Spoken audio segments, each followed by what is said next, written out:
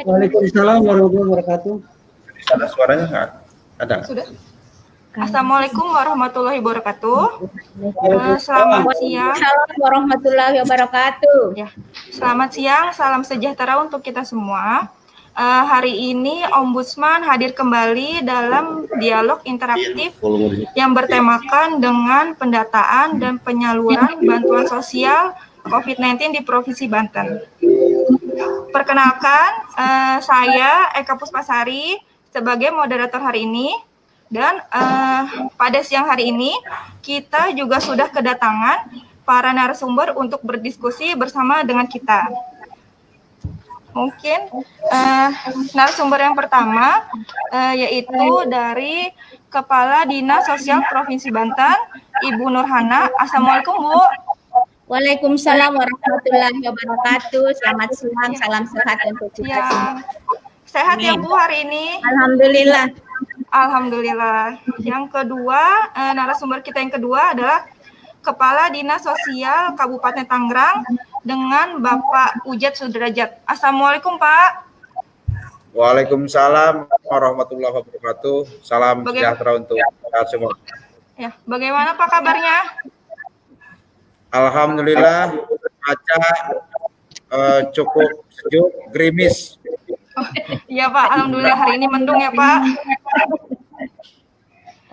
Dan yang terakhir dari Kepala Dinas Sosial Kota Cilegon dengan Bapak Ahmad Jubaidi. Assalamualaikum Pak. Waalaikumsalam warahmatullahi wabarakatuh. Salam sehat. Sehat ya Pak? Alhamdulillah sehat. Izin Pak, kameranya mungkin di mute atau gimana Pak?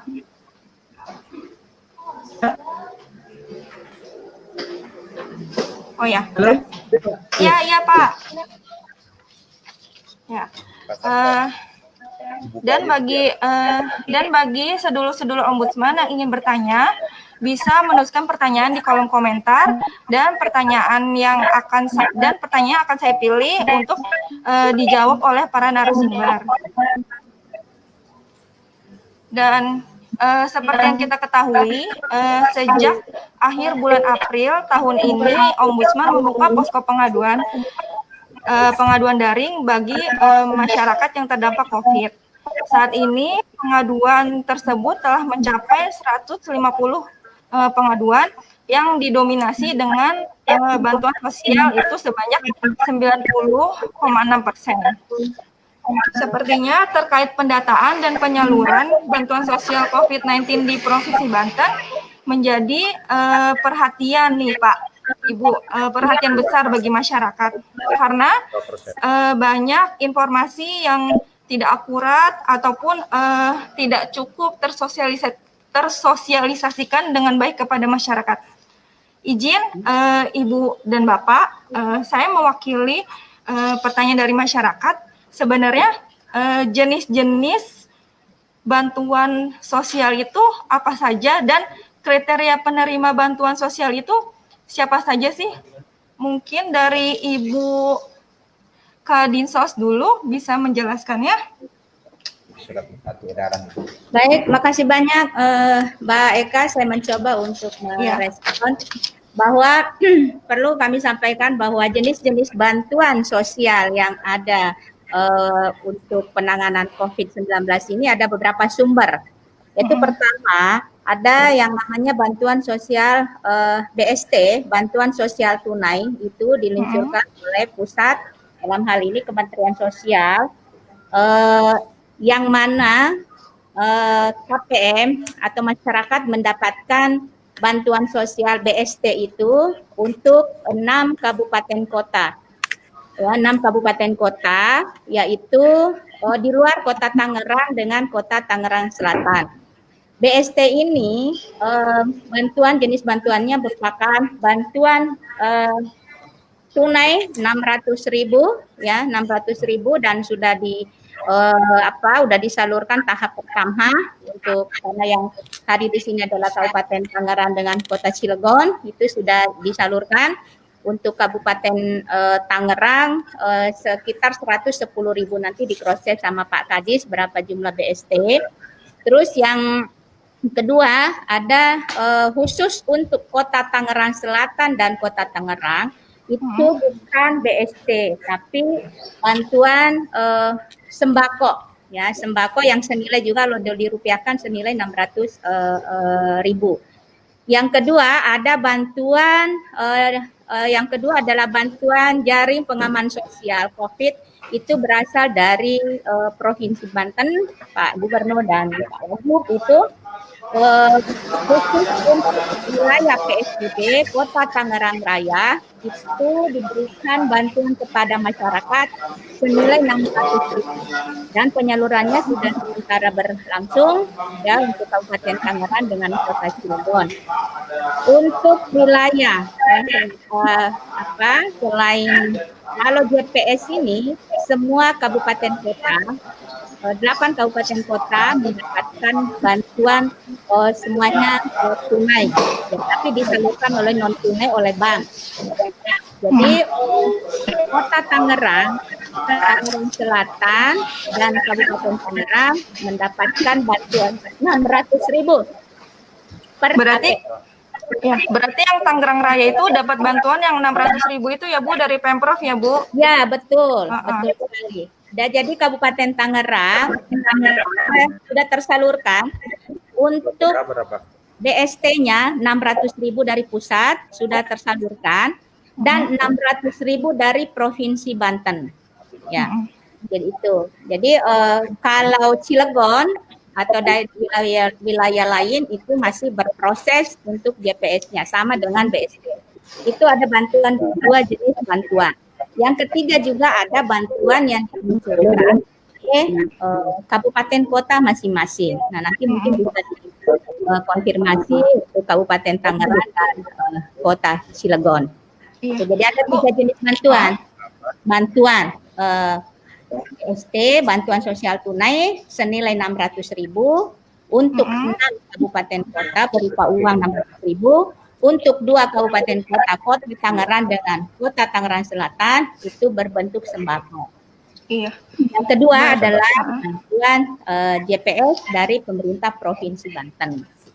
Ya, itu bernilai untuk Tangerang Raya 600.000, wilayah di luar Tangerang Raya itu 500.000. Nah, ini sudah berproses penyalurannya. Yang ketiga tadi dari kabupaten kota. Bu, kalau misalnya itu tadi ya, yang Kota Tangerang Raya dapat 600.000, sedangkan yang di luar Tangerang Raya dapat 500.000, itu kenapa Bu faktornya? Itu semata-mata kemarin karena Tangerang Raya itu kan penyangga ibu kota dan memang termasuk PSBB Kota Tangerang, ya kan? Jadi pertimbangannya ke situ. Berarti itu dikarenakan warga Tangerang Raya itu sudah masuk PSBB dan sebagai penyangga ibu kota ya Bu. Dan mereka itu kan PSBB dan zona merah itu Tangerang, Kota Tangerang Raya. Kalau ini Bu terkait anggaran APBD Provinsi Banten yang dialokasikan untuk bantuan sosial ini nominalnya berapa ya Bu untuk saat ini? Saat ini kita masih tahap pertama. Tahap pertama ini kita masih 47 miliar untuk tahap pertama. Ya. Oke, kalau dibanding dengan kakak kalau dengan nominal tersebut apakah sudah mencukupi Bu? Maksudnya untuk jadi apakah seimbang dengan masyarakat yang membutuhkan bantuan dengan nominal yang dikucurkan oleh APBD dengan nominal APBD tersebut? Kalau menyangkut mencukupi, kalau kita mencukupi itu sesuai dengan data yang ada dari kabupaten. Nah, sekarang kan masih berproses nih tahap pertama. Ya, nanti tahap pertama baru bisa dicairkan kurang lebih 87 miliar ya, 47 miliar dari jumlah yang sudah menjadi bukan itu. Yang sekarang sudah menjadi yang siap salur itu 97 miliar. 97.445.700 dengan target sasaran itu 181.349 kakak. Jadi ini sudah, dan memang penyalurannya perlu kami sampaikan, mekanisme penyaluran ketika sudah masuk di rekening penerima itu diatur penjadwalan penyalurannya oleh kabupaten kota dengan bank penyalur. Perlu kami sampaikan bahwa bank penyalur itu ada dua bank penyalur, yaitu Bank Jabar dan Bank BRI. Bank Jabar itu untuk wilayah Kota Tangerang Raya, BRI itu untuk wilayah Seragon dengan Kabupaten Lebak, Pandeglang. Kalau kuotanya Bu, kalau kuota penerimanya saat ini sudah berapa Bu yang seharusnya menerima?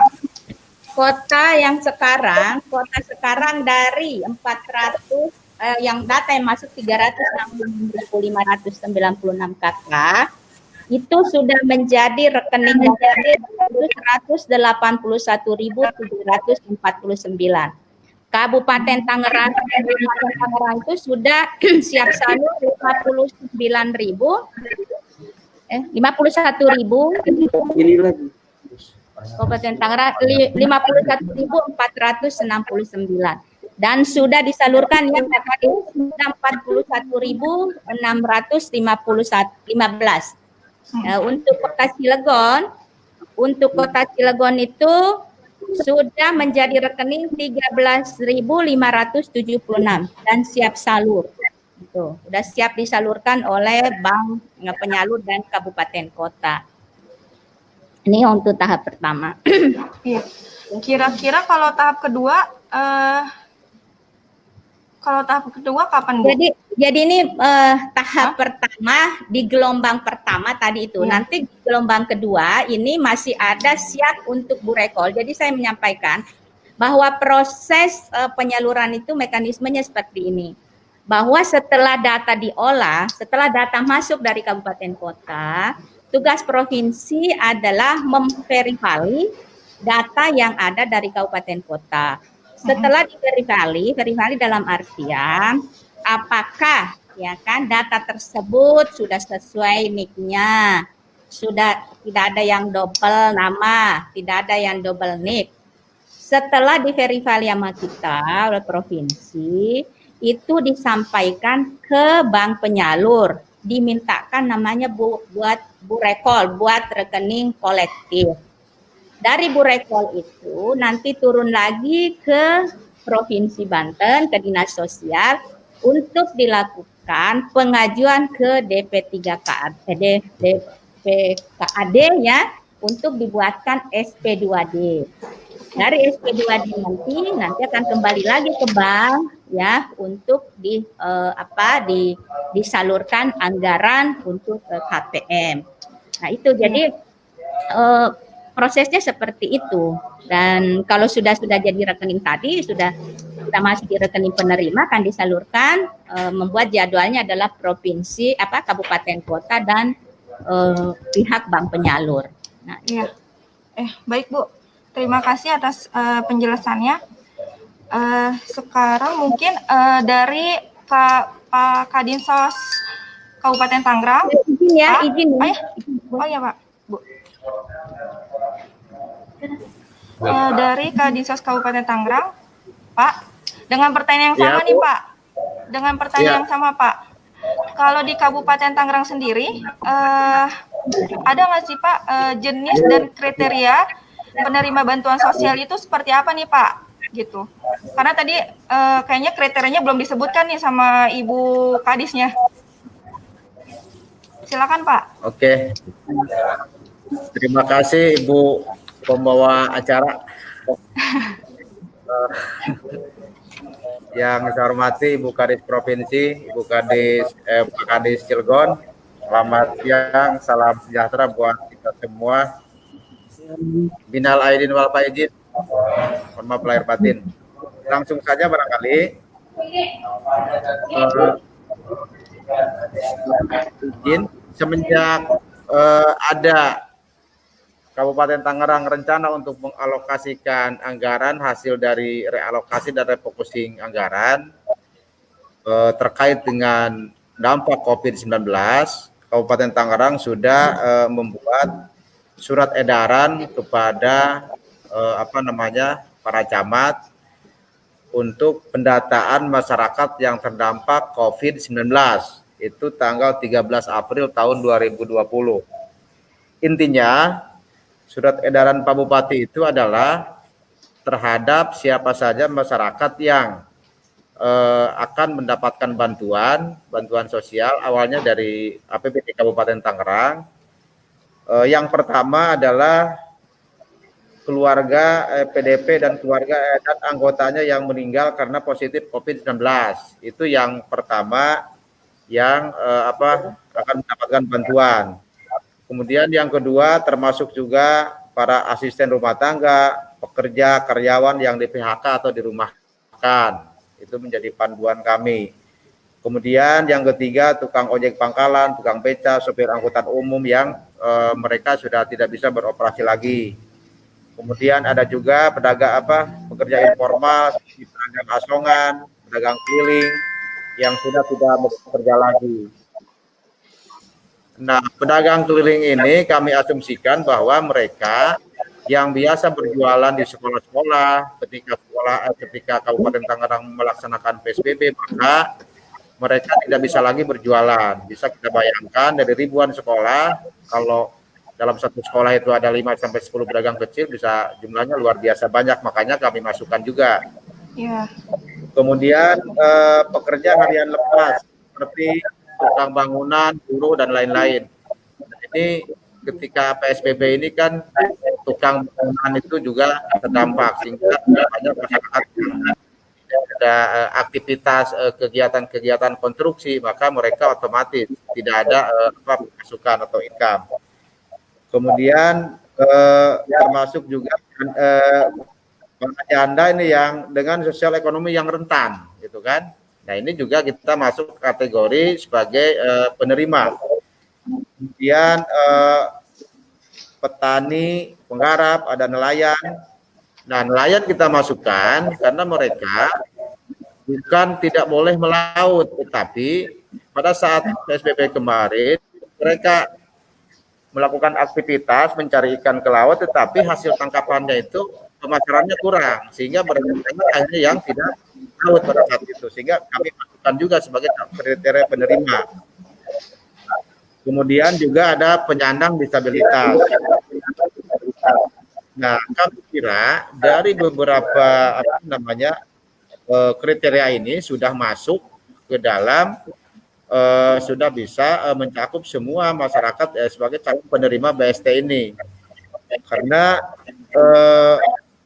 yang di PHK itu kami masukkan juga karena pada saat PHK ini kan bisa saja terjadi total loss income, artinya kehilangan total pendapatan. Kita juga akan kita bantu dengan program pengaman sosial ini. Itu yang menjadi kriteria dari surat edaran Pak Bupati kepada para camat dalam rangka untuk melakukan pendataan terhadap mereka yang terdampak COVID-19. Iya. Nah, terus terang, ya Bu. Ya, mungkin saya ulang kembali ya Pak, terkait kriteria penerima bantuan sosial bagi warga yang terdampak COVID. Yang pertama yaitu keluarga yang PDP atau keluarga yang meninggal akibat COVID-19 ya Pak. Terus asisten rumah tangga atau pegawai yang di PHK oleh perusahaannya. Ya. Ojek pangkalan, supir angkutan, terus pedagang keliling dan buruh harian lepas ya Pak. Iya. Ya, janda sosial janda yang sosial ekonominya rendah serta petani maupun penggarap dan nelayan dan penyandang disabilitas ya Pak. Iya. Iya, Pak. Betul, kalau misalnya ya kalau terkait jenis-jenisnya, Pak, jenis-jenis bantuan sosial terkait COVID-19 ini di Kabupaten Tangerang ada tambahan nggak, Pak? Apa sesuai dengan sama dengan yang tadi disebutkan oleh Ibu Kadis? Ya, izin saya sampaikan bahwa bantuan sosial ini ada prinsipnya ada dua macam. Yang pertama yang tunai, yang kedua adalah non tunai, yang sembako. Nah, yang tunai itu sama dengan di daerah lain, barangkali mulai dari pusat, kemudian dari APBD provinsi, APBD kabupaten, dan yang terakhir adalah dari APBDes.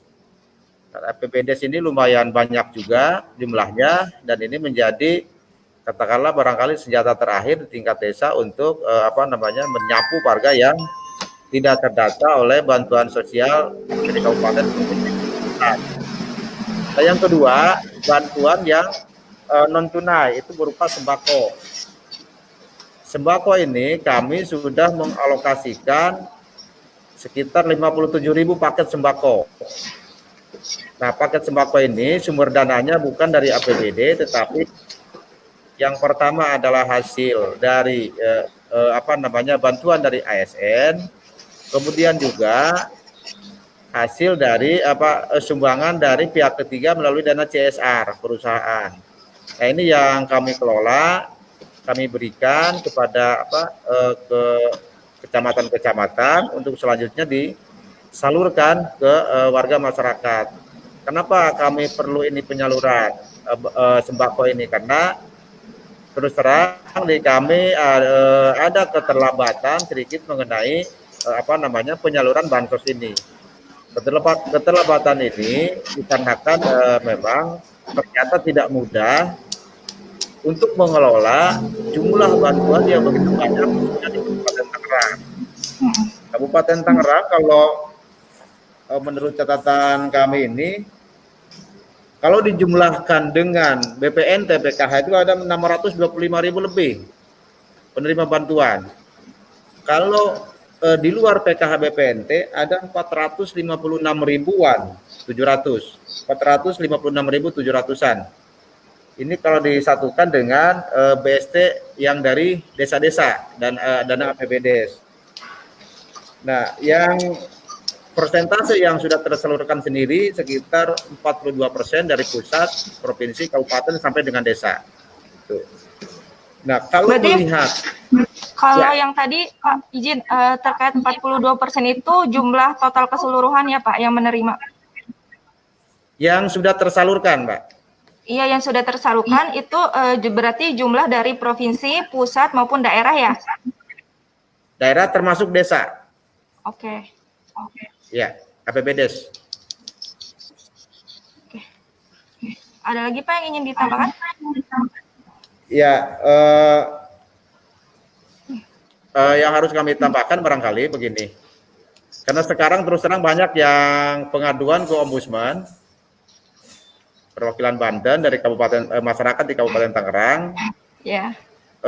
Setelah kami pelajari, memang dari aduan itu kebanyakan itu menanyakan kapan bansos turun atau apakah kami terdaftar. Mereka merasa sudah terdaftar, tetapi belum menerima bantuan. Nah, mereka akhirnya mengadukan. Kenapa? Karena mereka tetangganya mungkin atau di desa sebelah sudah turun bantuannya. Nah, ini yang menjadi mungkin pertanyaan dari masyarakat. Kenapa? Karena bantuan pusat, provinsi, dan kabupaten kan turunnya tidak serempak. Mekanisme penyalurannya pun berbeda. Dari pusat melalui kantor pos, sistem antar langsung, kemudian provinsi bekerja sama dengan BJB dan kabupaten bekerja sama dengan BRI. Nah, BRI sendiri kemarin masih ada tugas untuk menyalurkan KKS juga. Kabupaten Tangerang kebetulan ada perluasan sekitar 45.000 BPNT, sehingga mereka juga masih sibuk kemarin untuk menyalurkan KKS untuk warga. Dari satu sisi kami bekerja sama juga untuk menyalurkan yang bansos yang dari APBD Kabupaten Tangerang, sehingga memang kondisinya luar biasa. Dan terus terang ini dari Pak Budi ini, kalau yang dari Banten yang Burekol sini sudah selesai minggu ini 95 sampai 97 ribuan, saya kira luar biasa nih, perlu energi yang luar biasa juga untuk proses penyaluran. Ya, dan baik, satu Pak lagi, Mbak, Yang menjadi kendala kami adalah satu sisi kita harus taat terhadap peraturan ini, protokol kesehatan terkait dengan COVID-19 ini. Sehingga tidak mudah memang proses penyaluran ini, memerlukan satu perencanaan yang baik, dan alhamdulillah kami menggunakan sekolah-sekolah, gedung-gedung sekolah SD, SMP, dan SMA untuk proses penyaluran ini. Saya kira itu, Mbak. Ya, Pak. Baik, Pak. Terima kasih atas penjelasannya. Sekarang mungkin kita ke Pak Ahmad, ke Dinsos Kota Cilegon, Pak. Halo, Pak. Ya. Waalaikumsalam warahmatullahi wabarakatuh. Pak, kalau misalnya di Kota Cilegon sendiri sebenarnya terkait alokasi dana untuk penyaluran bansos ini nominalnya berapa ya, Pak? Dan apakah sudah sesuai nominal tersebut dengan penyalurannya dengan jumlah yang terdampak, Pak? Halo, Pak. Ya, makasih. Barangkali perlu kami. Ya, Mbak. Ya, Pak. Halo.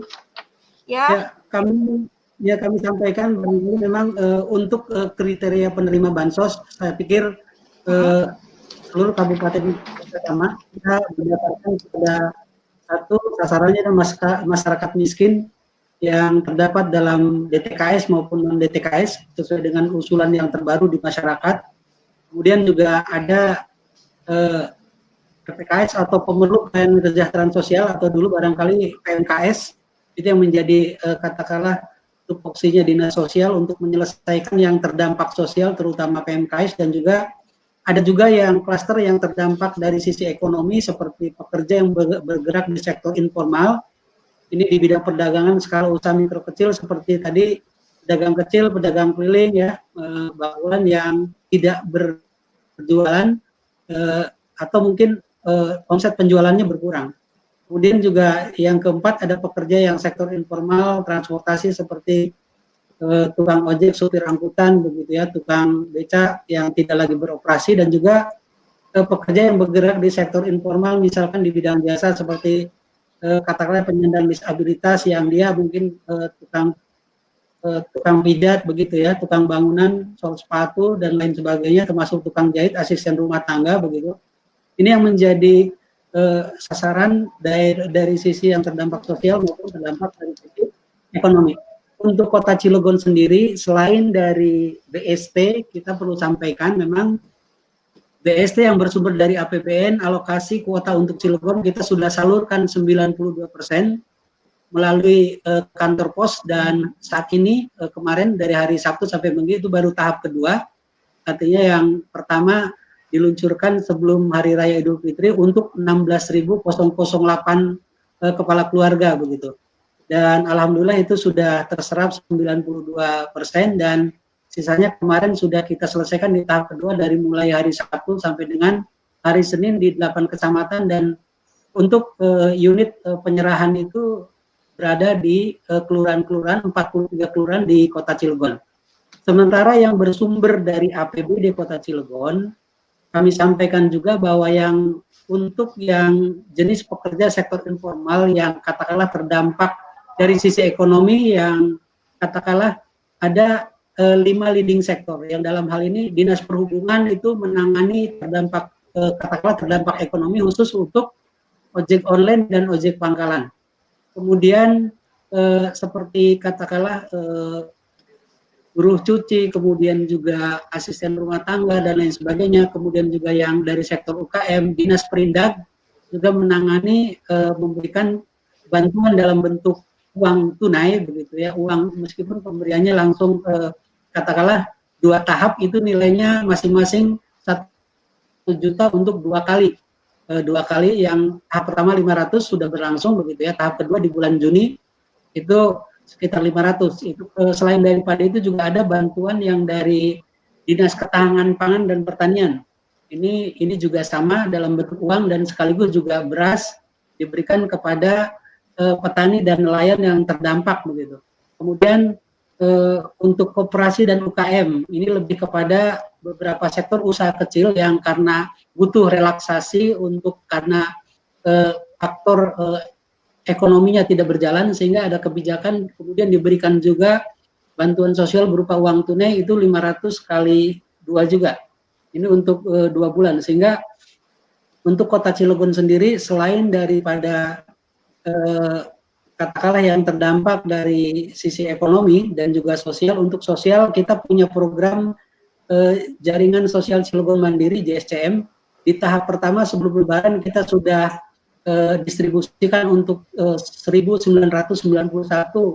kepala keluarga begitu. Untuk tahap berikutnya yang bersumber dari BTP kita akan meluncurkan juga sekitar 2.400, tapi total secara keseluruhan untuk bantuan uang kita rencanakan sekitar 16.000 kepala keluarga dan sudah tersalurkan sekitar 1.900 itu kita sudah salurkan di tahap pertama dan juga ke depan untuk tahap kedua. Sedangkan untuk jaminan sosial COVID-19 yang bersumber dari APBD Provinsi, hari ini kita baru mulai mendistribusikan tahap pertama untuk 3 kelurahan. Itu masih rencananya yang sudah ada sekitar 14.008 KK dari 20.357 yang kuota yang diberikan kepada pemerintah Kota Cilegon. Ini baru hari ini untuk JSC, jaminan sosial untuk Provinsi Banten COVID-19 itu dilakukan pendistribusian oleh BRI unit bekerja sama dengan katakanlah TKSA, dan lokasinya unit pembagian itu ada di kelurahan-kelurahan. Hari ini 3 kelurahan. Itu sementara Mbak untuk yang ya. Berarti hari ini baru ada penyaluran jaminan sosial yang berasal dari APBD Provinsi ya Pak? Dan baru dan baru untuk 3 kelurahan saja ya Pak? Betul. Okay. Insya Allah nanti untuk ke depan jadwal di 43 kelurahan, 8 kecamatan, karena memang kita berusaha untuk ya mudah-mudahan pembukaan rekening online-nya sudah dilakukan, tinggal 14.008 dan mungkin mulai katakanlah hari Rabu atau 2 hari ke depan kita sudah mendistribusikan hasil koordinasi kami dengan Kepala Pimpinan Cabang BRI Cabang Cilegon, mudah-mudahan itu bisa serempak dan lebih mas lagi. Kalau terkait penyaluran bantuan sosial tersebut, Pak, dalam jangka waktu berapa lama sih, Pak? Mulai dari pendataan hingga sampai masyarakat menerima bantuannya itu? Baik. Untuk pendataan barangkali memang kita sudah melakukan, khususnya yang non-DTKS, yang itu berasal dari katakanlah usulan-usulan pemerintah kelurahan melalui usulan lembaga kemasyarakatan RT/RW, kita sesungguhnya sudah lakukan di pertengahan bulan April begitu ya. Sampai data yang di tahap awal yang diusulkan itu memang non-DTKS ini luar biasa jumlahnya, sehingga kami harus melakukan pemadanan dalam rangka menseleksi agar usulan-usulan yang dari masyarakat ini tidak overlapping dengan bantuan sosial lainnya yang baik yang bersumber dari program reguler APBN berupa BPNT atau sembako ataupun PKH, dan juga Jamsos 100 provinsi dan katakanlah jaminan sosial COVID-19 yang juga bersumber dari provinsi. Pada saat awal pendataan kami dari 46.000 usulan yang berasal dari bawah dari lembaga kemasyarakatan, kita berhasil padankan dan valid yang kita terima 31.965, ini yang non DTKS. Kemudian berdasarkan pemadanan awal ini kita lakukan musyawarah kelurahan di 43 kelurahan untuk mencoba uji publik supaya data ini yang diusulkan dari bawah ini benar-benar berdasarkan hasil musyawarah, dan kita berharap ada validitas begitu dan akurasi data supaya tidak overlapping. Akan tetapi memang hasil muskal juga ada usulan baru yang kemudian terakumulasi sampai DTKS itu 43.000. Dan dari 43.000 itu kami laporkan bahwa memang yang sudah diintervensi oleh APBN itu ada sekitar 7.800. Kemudian juga rencana untuk provinsi ada sekitar 20 ribuan, jadi itu 27.000, dan nanti kita juga berharap ada kuota baru atau mungkin diselesaikan juga melalui jaminan sosial Cilegon Mandiri dengan kuota sekitar 16 ribuan begitu ya. Dan mudah-mudahan ini bantu uang ini juga bisa katakanlah bisa mengcover seluruh usulan-usulan baru non-DTKS ini, baik yang dengan cara katakanlah membagi habis antara kuota APBN, kemudian termasuk kuota perluasannya dan juga kuota provinsi, dan juga kuota JSCM yang bersumber dari APBD 2 Kota Cilegon berdasarkan anggaran refocusing maupun nanti anggaran yang bersumber dari Bankio Provinsi Banten yang dialokasikan kepada kita. Ini yang diharapkan. Selain itu juga kami informasikan bahwa kita juga sudah menyalurkan sebelum Lebaran itu dalam waktu 3 hari atau 4 hari untuk mendistribusikan paket sembako begitu untuk 16.000 KK di 8 kecamatan 43 kelurahan. Begitu, Mbak. Ya, baik Pak. Berarti data-data yang diterima akan selalu diverifikasi ya Pak oleh Dinas Sosial gitu. Data-data ya, dari penerima bansos ya Pak. Iya betul Mbak, betul. Ini jadi kita selalu mengevaluasi di tahap awal karena memang antara penerima bansos yang bersumber dari APBN, evaluasi di lapangan memang ada beberapa yang katakanlah di samping kita menghindari supaya yang katakanlah yang bersumber dari APBN tidak overlapping dengan penerima bansos uang yang bersumber dari provinsi maupun dari Kota Cilegon. Ini kalaupun mungkin di tahap awal diberikan, kemudian di tahap kedua akan kita evaluasi sesuai dengan katakanlah kriteria yang ada, karena kita tidak ingin katakanlah adanya overlapping bantuan sosial yang baik bersumber dari APBN maupun APBD provinsi maupun dari kita. Ya, baik Pak. Terima kasih atas penjelasannya. Ya Pak, kan di Ombudsman Perwakilan Banten banyak sekali Pak pengaduan terkait bansos. Terutama terkait pendataan yang tidak sesuai atau tidak merata. Seperti misalnya warga pendatang, kan di Tangerang Raya maupun Cilegon juga kan banyak nih Pak warga pendatang. Warga pendatang yang bukan asli dan penduduk situ gitu. Sebenarnya warga pendatang ini berhak atau enggak sih Pak menerima bantuan gitu? Apakah sebenarnya berhak, tapi mereka tuh nggak tahu informasinya tuh harus seperti apa? Mohon penjelasannya Pak. Mungkin dari Pak Kadis, Kepala Dinas Sosial Kabupaten Tangerang bisa menjelaskan ya Pak? Halo, Ibu ya? Iya Pak.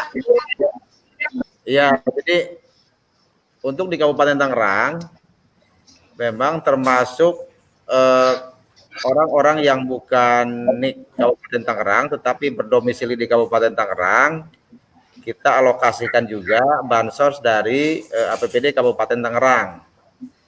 Nah ini data ini ada juga yang bersumber dari perusahaan-perusahaan yang terkena PHK. Nah ada juga yang dari hasil pendataan teman-teman RT, RW atau kepala desa dan lurah di masing-masing kecamatan. Jadi mereka pakai KTP NIK daerah tetapi alamatnya alamat di Kabupaten Tangerang. Nah, tetapi itu harus dilengkapi dengan surat keterangan domisili yang ditandatangani oleh kepala desa dan camat.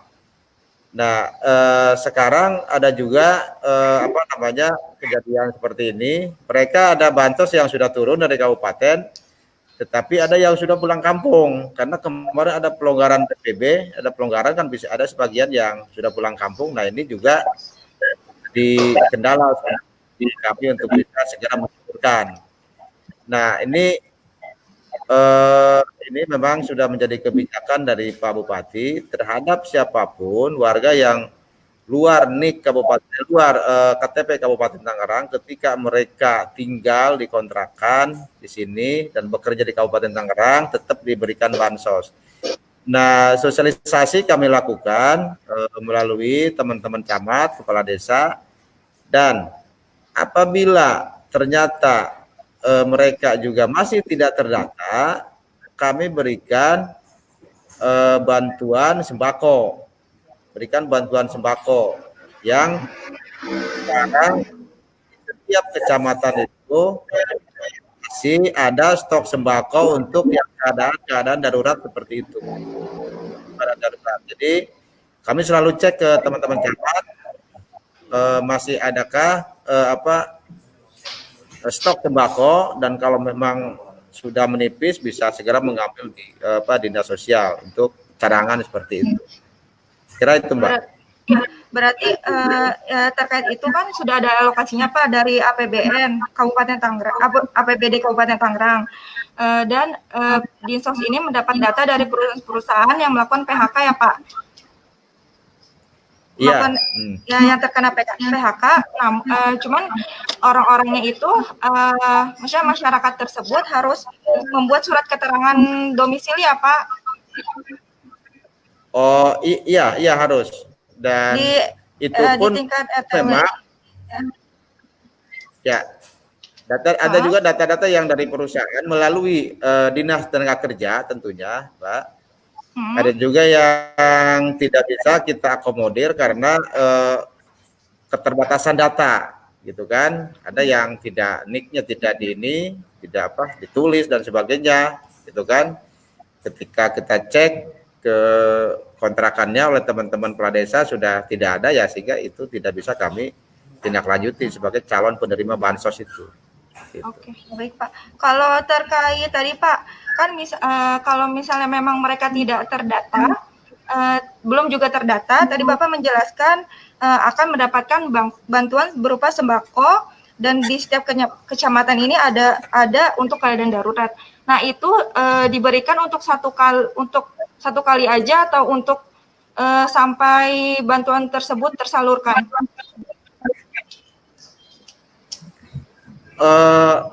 Sampai hari ini menurut catatan kami sudah 3 kali, bahkan ada yang 4 kali para itu meminta bantuan sembako ke dinas sosial, ke Pak Bupati. Artinya yang pasti itu sudah lebih dari 1 kali, lebih dari 1 kali mereka mendapatkan bantuan itu sembako. Itu di luar yang kena kebanjiran atau bencana lain seperti kemarin kan ada banjir, itu di luar itu secara khusus kita berikan lagi. Dan seperti kejadian kemarin ada di Pantura, itu di Kosambi, ada 1.000 lebih yang kena banjirop, ya kita dorong juga bantuan sembako sebanyak itu sesuai dengan usulan dari camat. Oke, baik Pak, terima kasih. Kalau dengan pertanyaan sama Pak, kalau di Kota Cilegon bagaimana Pak? Kalau misalnya memang ada warga pendatang, apakah harus mengajukan ke RT RW dengan membuat surat keterangan domisili Pak? Ya, barangkali memang ini memang hasil yang kita sampaikan untuk hasil musyawarah khusus terkait juga dengan muskel data yang sudah diusulkan di RT RW. Memang pada saat di bulan April sekitar mungkin 2 minggu sebelum Idul Fitri itu kita sudah menyelesaikan muskel khusus, dan diantaranya untuk 43 kelurahan memang ada katakanlah usulan-usulan yang itu kondisinya sama. Artinya beliau ini tidak ber-KTP, bukan penduduk di Cilegon, akan tetapi di muskel itu disepakati untuk diusulkan. Dan mungkin kita berpikir bahwa data itu sudah kita terima, dan mungkin nanti ke depan kebijakan kita, karena memang kita baru tahap ke-1 untuk bansos untuk 16.000, khususnya sembako ya, sembako. Dan perlakuannya sama, karena memang tidak di KTP kita tentu harus ada keterangan yang bersangkutan domisili secara berjenjang dari bawah, dari kelurahan yang kemudian diketahui oleh camat. Dan intervensinya ya sama, mungkin nanti ke depan berupa sembako. Tapi data itu sudah kita punya dan sudah kita inventarisir begitu ya. Tinggal nanti kebijakan kepala daerah seperti apa, nanti tinggal yang penting data itu sudah kita terima, dan tinggal nanti kalaupun ada kebijakan itu harus nanti diberikan, ya kita sudah siap akan memberikan. Iya, baik Pak. Terima kasih atas penjelasannya. Sekarang juga kan banyak juga nih Pak pemberitaan di media sosial maupun media massa terkait pemotongan bansos COVID oleh oknum aparat setempat. Bagaimana nih Pak tanggapannya? Terus memang jika ada masyarakat yang mengalami hal itu, apa yang harus mereka lakukan nih Pak terkait pemotongan itu? Baik, kita perlu klarifikasikan juga, karena setiap pendistribusian bantuan sosial kita akan, yang satu kita punya saluran saluran di dinas sosial itu, baik itu melalui Facebook maupun Instagram, yang kemudian dan ada katakanlah nomor WhatsApp yang itu bisa digunakan untuk katakanlah pengaduan melalui website kita. Ini yang kita persiapkan, dan juga ada sisi lain unit pengaduan kita juga di dinas sosial setiap hari itu ada yang disampaikan.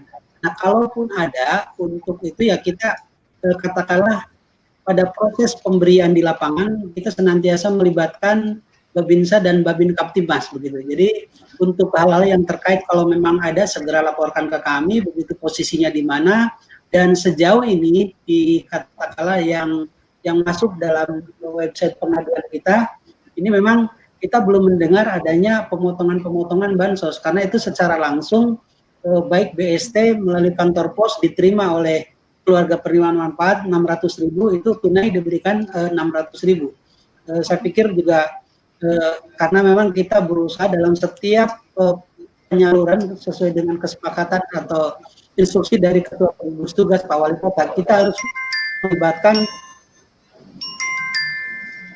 baik dari, karena memang menyangkut presiden juga itu. Jadi intinya kita saluran pengaduan kita siapkan. Tapi sejauh ini yang masuk ke kita dari sekian banyak pengaduan kami belum mendapatkan bahwa adanya informasi pemotongan gitu. Iya, baik Pak. Kalau dari Dinas Sosial Kabupaten Tangerang sendiri, bagaimana Pak tanggapannya terkait pemotongan bansos COVID oleh oknum aparat setempat gitu Pak? Mungkin pemotongan itu yang saya baca pemotongan itu dilakukan oleh di tingkat RT maupun RW Pak. Seperti itu Pak. Itu saat si penerima itu sudah mendapatkan bansos, mungkin ada oknum yang datang. Bagaimana Pak tanggapannya?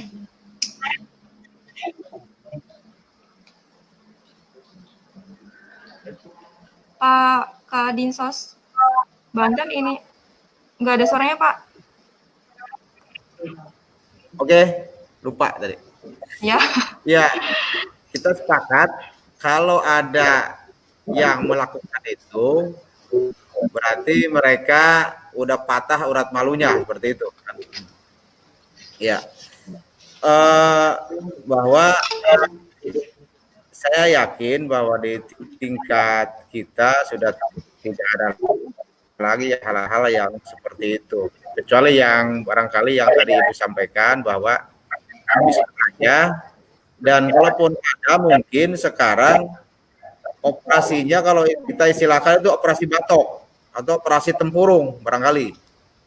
Jadi mereka yang misalkan sudah dapat mungkin bisa saja malam harinya datang silaturahim seperti itu, tetapi ketika bantuannya yang sifatnya adalah buku tabungan bukan tunai seperti itu ATM, itu akan sulit barangkali. Lain halnya dengan bantuan yang langsung uang cash diberikan pada saat itu. Nah, kami selalu sampaikan di setiap yang kami hadiri ketika penyaluran, kami selalu sempatkan sampaikan ke para calon penerima atau yang sudah menerima bahwa ketika ada siapapun yang datang, baik siang hari, malam hari, subuh dan sebagainya ke rumah, misalkan minta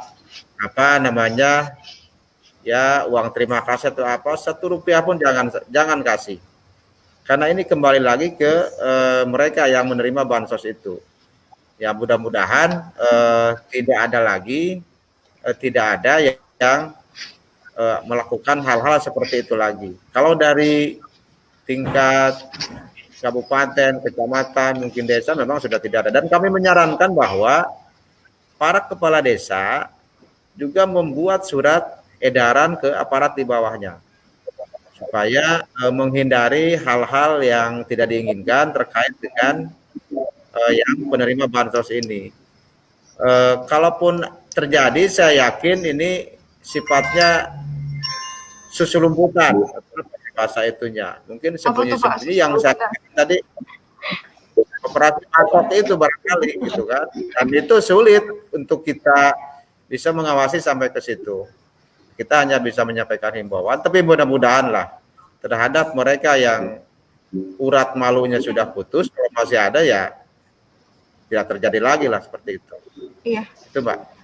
Oh ya, baik Pak, terima kasih. Kalau ini Pak, terkait pendataan dan penyaluran bantuan sosial ini kan dilakukan oleh RT maupun RW Pak. Nah, mereka itu ada alokasi anggarannya nggak sih Pak?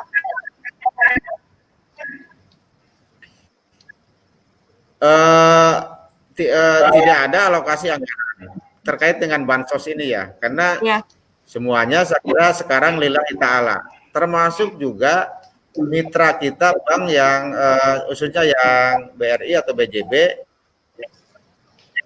yang kita bermitra itu tidak ada Rp1 pun baik itu dari pemerintah daerah untuk bank itu. Jadi semua melakukan dalam rangka bansos ini. Nah terkait RT RW, khususnya RT RW kan mereka sudah mendapatkan dana alokasi dari desa yang setiap bulan. Jadi mereka di bawah itu mereka sudah mendapat setiap bulan dari desa, walaupun bagiannya misalnya penyalurannya setiap 3 bulan. Artinya mereka sudah diakomodir dan mendapatkan belah atau apa dari pemerintah desa masing-masing. Saya kira itu. Baik Pak, terima kasih. Mungkin ini sudah banyak nih Pak teman-teman yang bertanya nih Pak di live kita. Saya dan mohon tanggapan dan jawabannya Pak. Yang ini terkait bagaimana sistem pendataan penerima dampak COVID-19, apakah Dinsos turun langsung atau pendataannya dilakukan oleh institusi lainnya seperti BPS, dan adakah pembekalan bagi aparat seperti desa ataupun RW terkait bansos ini? Mungkin dari Pak Kadis Dinas Sosial Kota Cilegon terlebih dahulu Pak. Baik Mbak, barangkali begini, yang pertama kita sampaikan untuk alur dari menerima bantuan BST terutama dari bersumber dari APBN, itu kan dengan edaran dari Kementerian Sosial bahwa pemerintah daerah boleh memanfaatkan DTKS maupun non DTKS.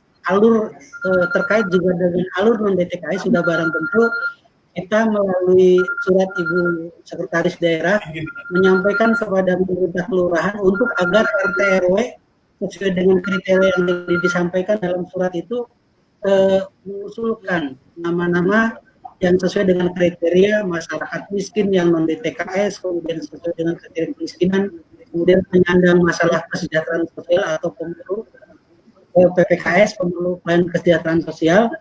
Ini sifatnya usulan dari bawah yang kemudian dilegitimasi oleh pemerintah kelurahan, diteruskan dengan diketahui Pak Camat dan data itu disampaikan ke kita. Sudah barang tentu karena waktu yang pendek, kita mencoba melakukan katakanlah pemadanan data yang diusulkan agar ini tidak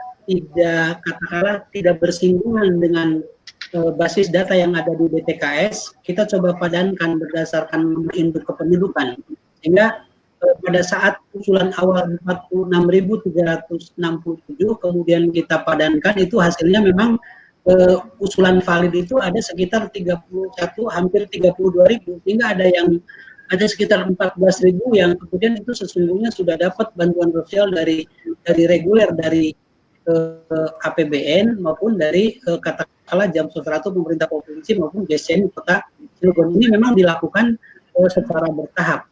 Akan tetapi dengan katakanlah adanya persepsi yang berbeda terkait juga dengan yang kriteria masyarakat terdampak ini, menjadikan bahwa problematika kita sama di seluruh kabupaten kota. Tadi di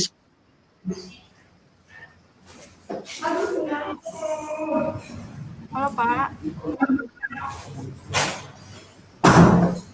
Mungkin bisa ini yang kemudian yang masuk yang non DTKS ini karena memang pendistribusian BST itu bertahap, ini yang menjadikan kemudian katakanlah beberapa masyarakat yang merasa sudah mengumpulkan kartu penduduk dan KK ini belum juga memperoleh giliran pemberian bantuan katakanlah sosial baik yang berupa uang tunai maupun bansos sembako. Ini yang kemudian menjadi setiap saat menjadi ramainya unit pengaduan kita dan mereka datang, kenapa ini dapat, ini nggak dapat, bagaimana dari dan itu yang barangkali teman-teman di kelurahan maupun kecamatan kasih besarnya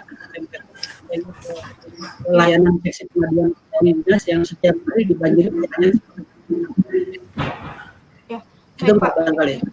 Ya, kalau terkait pembekalan bagi aparat seperti desa, RT/RW itu sudah diberikan informasi belum yang memadai kepada masyarakat untuk melakukan pendataan? Ya, kita kan sebelumnya di awal bulan April itu tanggal 17 April itu memberikan surat terkait juga dengan mencoba usulan masyarakat yang sesuai dengan kriteria itu ya, kemudian dari RT ini disampaikan kepada pemerintah kelurahan untuk kemudian kelurahan melakukan katakanlah penginputan terlebih dahulu dari sekian RW dan RT yang sudah masuk berdasarkan dari usulan lembaga kemasyarakatan di bawah ini.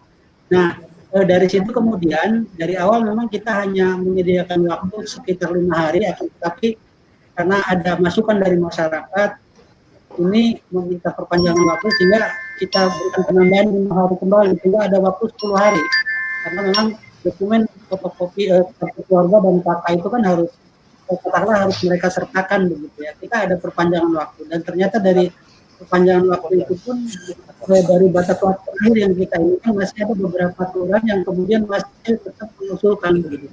Hal seperti itu yang kemudian jumlah ekspektasi masyarakat yang diusulkan untuk penyedia ini luar biasa besar, khususnya dari data usulan yang non-DTKS. Gitu.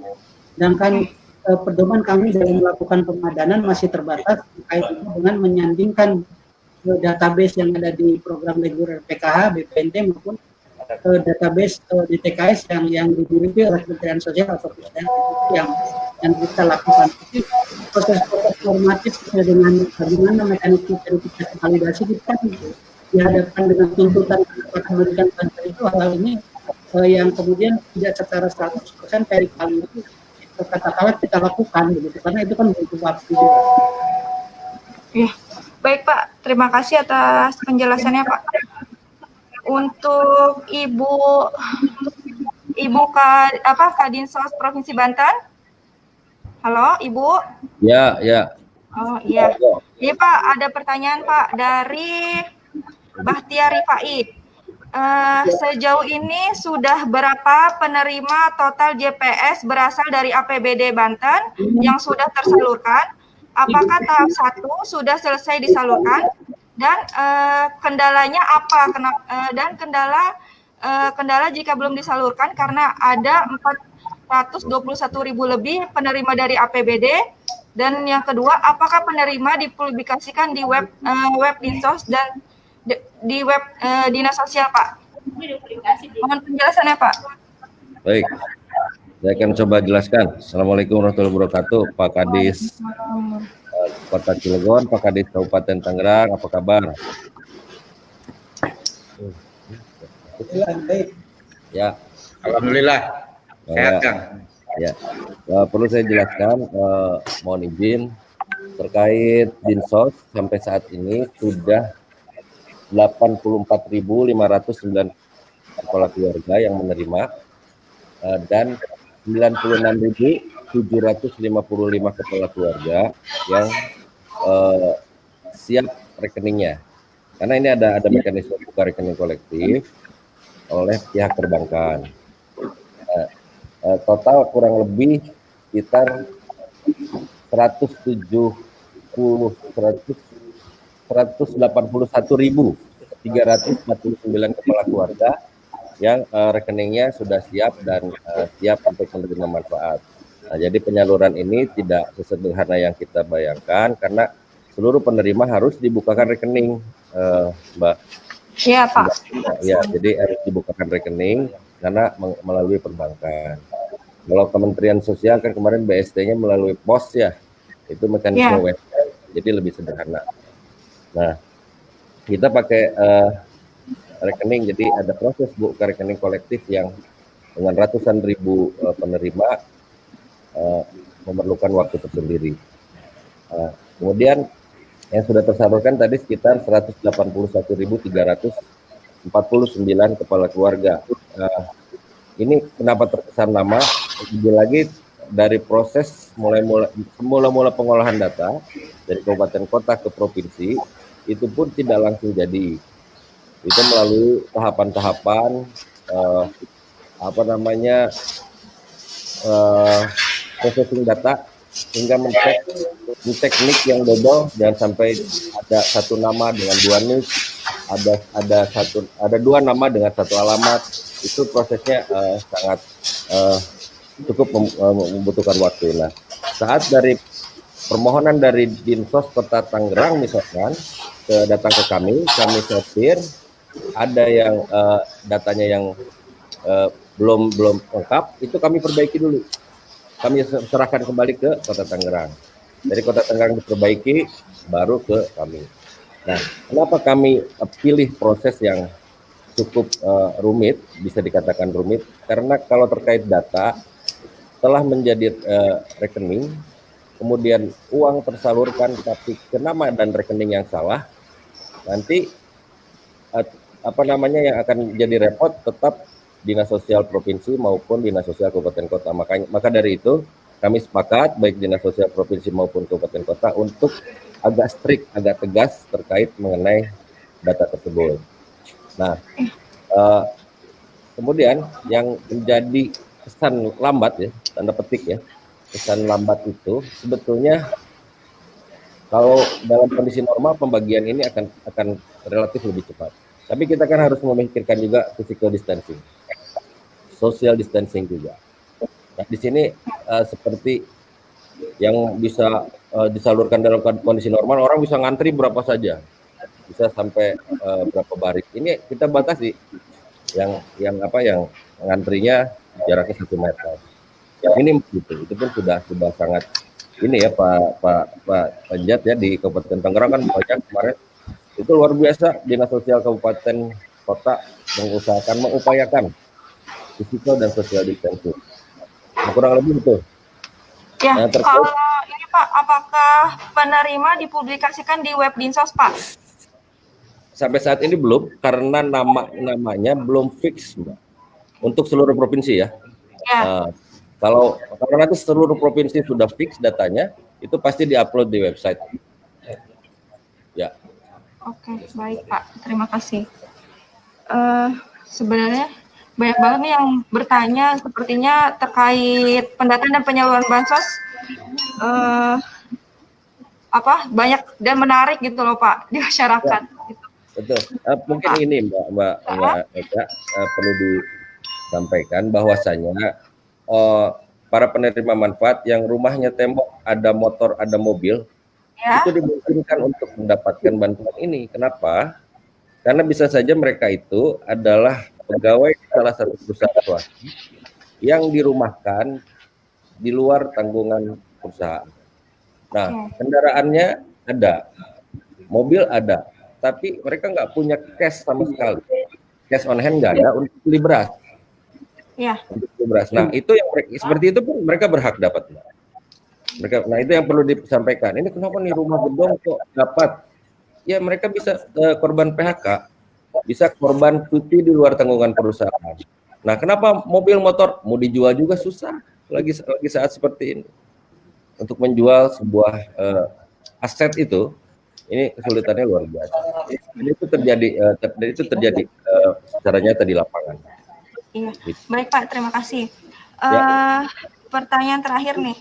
Untuk bapak-bapak sekalian, apabila ada masyarakat memiliki keluhan terkait bantuan sosial ini, bisa mengadukan kemana ya Pak? Apakah dari Dinas Sosial Provinsi Banten maupun Kabupaten Tangerang ataupun Kota Cilegon memiliki kanal pengaduan Pak?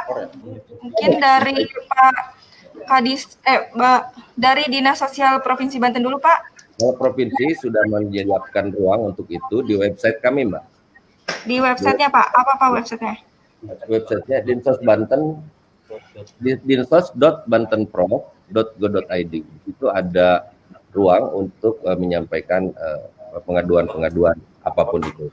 Tapi saya sih berharap bahwa teman-teman di Kabupaten Kota pun memiliki ruang untuk melakukan hal yang sama. Jadi kita bisa lebih bersinergi lagi, Mbak. Karena di Kementerian Sosial pun ada hotline semacam itu. Iya, baik Pak. Berarti langsung saja ke web ya Pak, dinsos.bantenpro.go.id ya Pak. Dinsos.Banten, bantenprof.go.id. .go.id Pak, ya baik.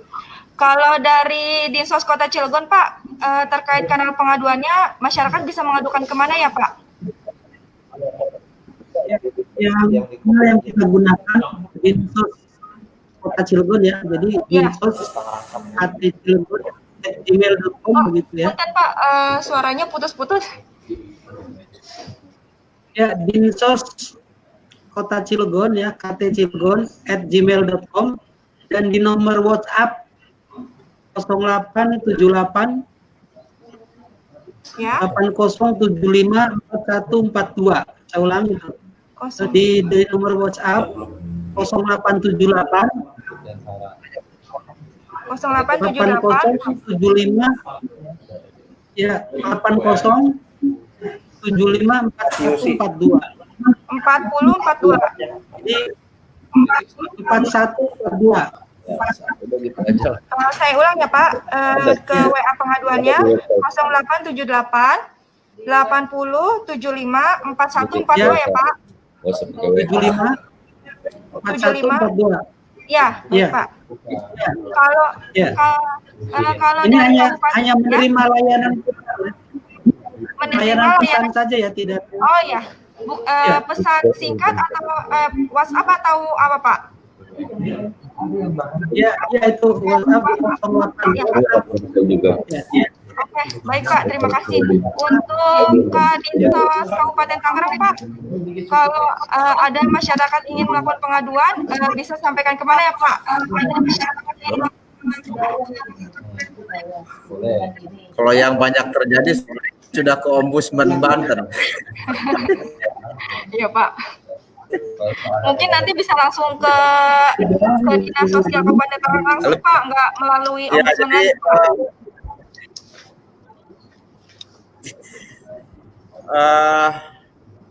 banyak yang span lapor ya, kami arahkan silakan ke span lapor, kemudian ke tangerangkap.go.id, ada di situ COVID-19, nanti akan diteruskan juga ke kami. Kemudian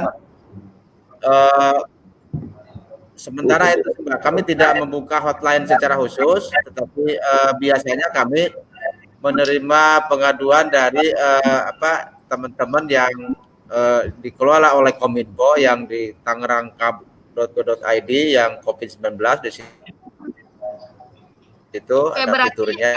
Ya. Masyarakat bisa Data menyampaikan langsung ke SP4N lapor ya bisa Pak? di situ. Dan ke Ya, website betul. tangerangkap.go.id ya Pak? Dan Ya. Termasuk Oke, data izin ya? Mbak. Izin Mbak. Iya Pak. Halo? Termasuk data penerima bansos menerima SP2D. Jadi kalau data-data yang misalkan yang sekarang kami yang tadi disampaikan oleh Pak Budi, yang buku rekeningnya sudah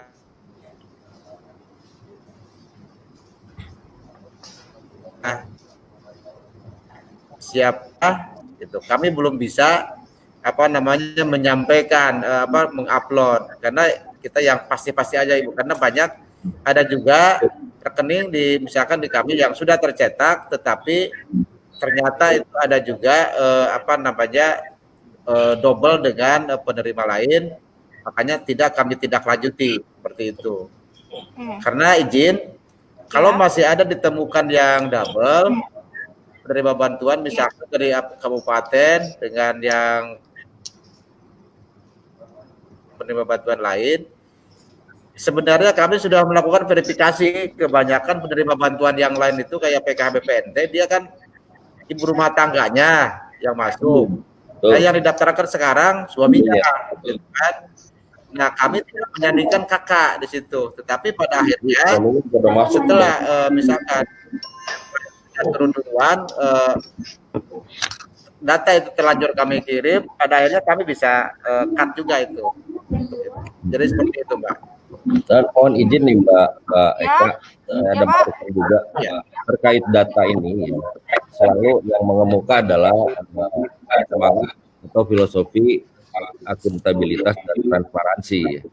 Padahal di Undang-Undang Keterbukaan Informasi Publik sendiri di pasal 7 ayat 2H itu data-data semacam ini adalah data-data yang dikecualikan sebetulnya.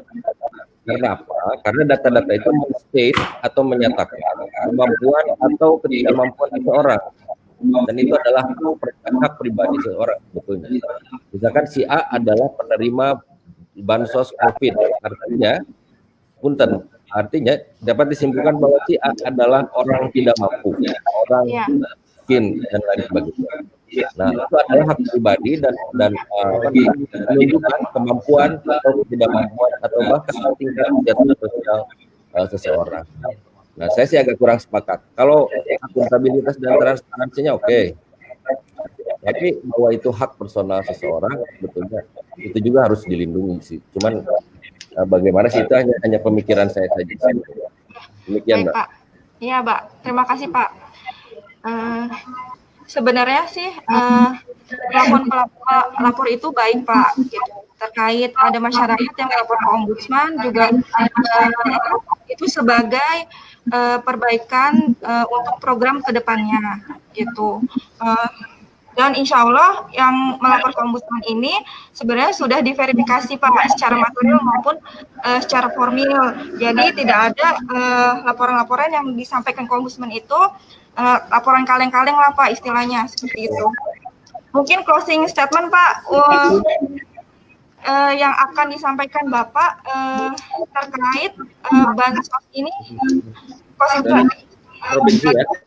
Ya Pak. Baik, closing statement-nya adalah sebetulnya pertemuan walaupun melalui Zoom seperti ini sangat baik untuk membuka keran informasi maupun keran komunikasi agar lebih berjalan dengan baik. Nah, satu hal pesan kami mungkin bahwa bansos untuk JPS COVID ini terkesan agak lama ya. Kan ini sebetulnya tagline-nya kita nih teman-teman yang di bawah pada nanya kenapa agak lama. Tadi proses itu yang perlu yang agak bikin lama. Nanti insya Allah pada tahap kedua atau tahap ketiganya apabila ada itu sudah settle dan kita lebih cepat karena rekening sudah ada, kemudian data pun sudah cenderung lebih baik. Nah, mungkin kami perlu support baik dari teman-teman di Ombudsman maupun dari masyarakat sekalian agar bansos JPS COVID Provinsi Banten ini dapat tersalur dengan baik agar penyalurannya penerima manfaat pun dapat memperhatikan physical dan social distancing. Mungkin itu Mbak. Terima kasih. Ya, Pak, kalau dari Kadinsos Cilegon Pak, closing statement terkait bantuan sosial ini Pak. Jadi kami berpikir bahwa problem sosial terkait dengan penanganan kecepatan dampak COVID-19 yang ini merupakan pandemi secara internasional, artinya concern jiwa sosial kita, mungkin kami juga berterima kasih bukan saja concern dari pemerintah memberikan bantuan sosial, akan tetapi edukasi kepada masyarakat. Kita butuhnya katakanlah kehadiran masyarakat sebagai pahlawan-pahlawan, di mana kalau memang yang bersangkutan katakanlah tidak berhak, barangkali ini yang nilai-nilai kepahlawanan dengan gentle kemudian melaporkan kepada aparat secara berjenjang untuk kemudian itu diberikan atau nanti kepada yang lebih berhak. Barangkali ini juga merupakan salah satu bentuk dalam konteks saat ini kepedulian sosial yang harus kita pupuk gitu ya. Dan di sisi lain barangkali terhadap berbagai usulan penerima bansos yang mungkin kriteria ini sangat katakanlah terdampak, ini tafsirnya yang berbeda-beda, dan juga kami berharap juga kekompakan seluruh elemen pemerintah baik di unit pemerintahan terdepan termasuk lembaga-lembaga kemasyarakatan bersama-sama memberikan edukasi kepada masyarakat, dan kita meyakinkan bahwa beberapa tahapan yang mudah-mudahan apa yang diharapkan oleh seluruh yang belum menerima bansos itu bisa diintervensi, baik yang bersumber dari APBN, APBD provinsi maupun APBD kita. Jadi bersama-sama kita menyelesaikan problem ini karena memang tanggung jawab sosial di sektor perusahaan juga concern terhadap katakanlah peduli ini terhadap penyaluran bansos yang alhamdulillah di Kota Cirebon 3 stakeholder ini sudah bersama-sama katakanlah memberikan bantuan sosial, saling mengisi begitu adanya sinergitas 3 pilar. Itu saja, Mbak. Ya, baik Pak, terima kasih. Kalau closing statement dari Dinas Sosial Kabupaten Tangerang, Pak? Ya, yang pertama mudah-mudahan COVID-19 cepat berlalu. Amin. Yang kedua, mudah-mudahan bantuan sosial berskala besar ini bisa bermanfaat dan tepat sasaran untuk masyarakat. Dan yang ketiga, apabila ada yang ternyata merasa tidak pas untuk menerima bantuan sosial ini, silakan lapor ke Dinas Sosial Kabupaten Tangerang melalui WA 08 15 kali 3327. Karena mungkin masih ada masyarakat lain yang lebih membutuhkan. Sekali lagi, Dinas Sosial tidak sempat memverifikasi secara faktual terhadap data-data yang diusulkan oleh teman-teman di bawah. Karena masalah waktu, kami hanya memverifikasi secara administrasi terhadap kelengkapan data-data yang diusulkan dari bawah. Kalaupun ada kekeliruan, ada error sedikit, kami mohon maaf, itu bukan satu kesengajaan, tetapi mari kita perbaiki sama-sama agar bantuan sosial berskala besar ini bisa lebih tepat sasaran dan bermanfaat untuk masyarakat. Terima kasih. Terima kasih Pak. Baik, demikian dialog interaktif kali ini.